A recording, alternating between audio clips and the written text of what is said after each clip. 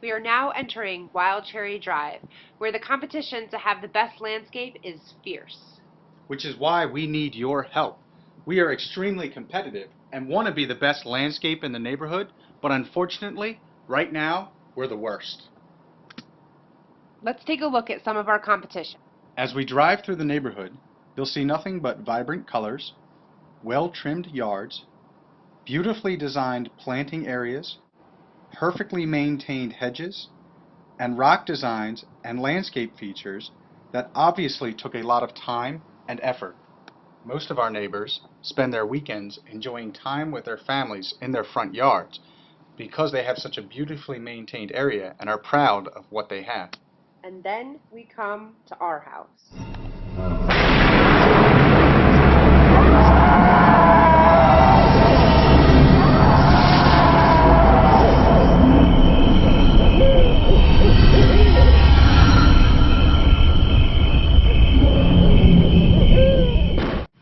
Hi, and welcome to 6371 Wild Cherry Drive.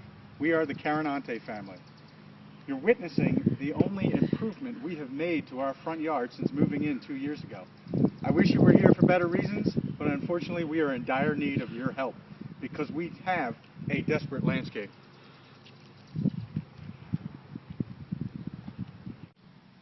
We'll start with the first things you see when you enter our driveway, which are the poison ivy beds located on either side, which I'm sure at one point had beautiful flowers, but unfortunately the only thing they hold now are poisonous poison plants ivy and weed weeds. plants. And on this side, the only lighting fixture in the yard actually doesn't even work because of faulty wiring installed by the previous homeowner who thought he could fix anything and was a do-it-yourselfer. Unfortunately, he didn't have DIY to show him how to do things right. When passing our house, most people actually walk on the opposite side of the road because our yard is so scary. In fact, the neighborhood kids are so scared and so unwilling to make the treacherous walk up the pathway that they actually skip over our house at Halloween despite us offering the best candy. Even our dog Dexter, fearing he'd be laughed at by the neighborhood dogs, runs inside and shuts the door anytime someone passes by.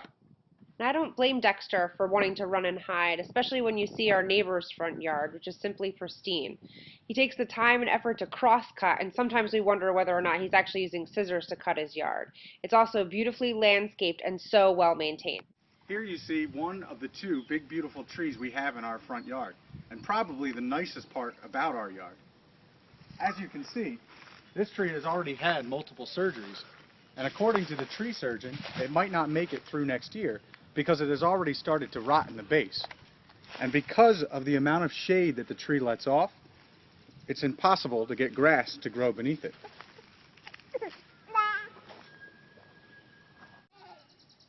In order to get into our house, you have to take the walk of shame up the front pathway, past the planting area along the front of the house to get to our front door.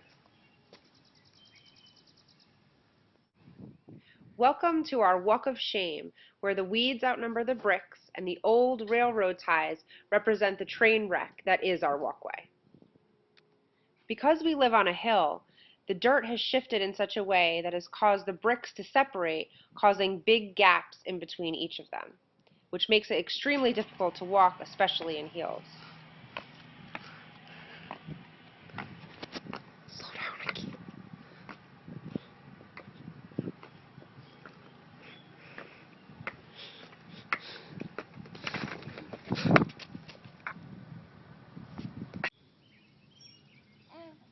Which brings us to the front of the house, which houses another flower bed.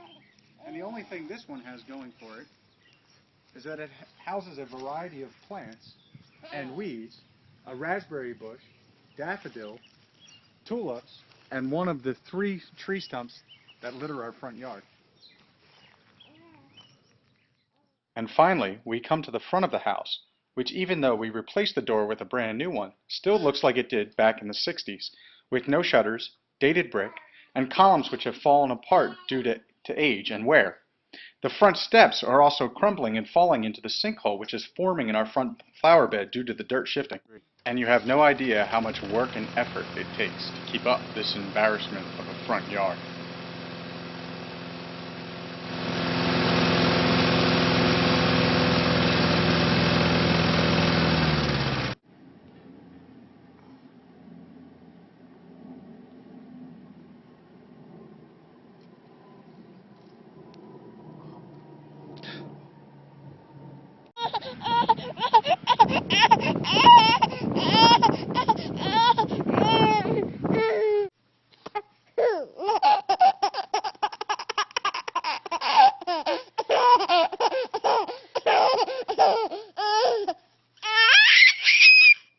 Please help us, Jason, because we have a desperate landscape.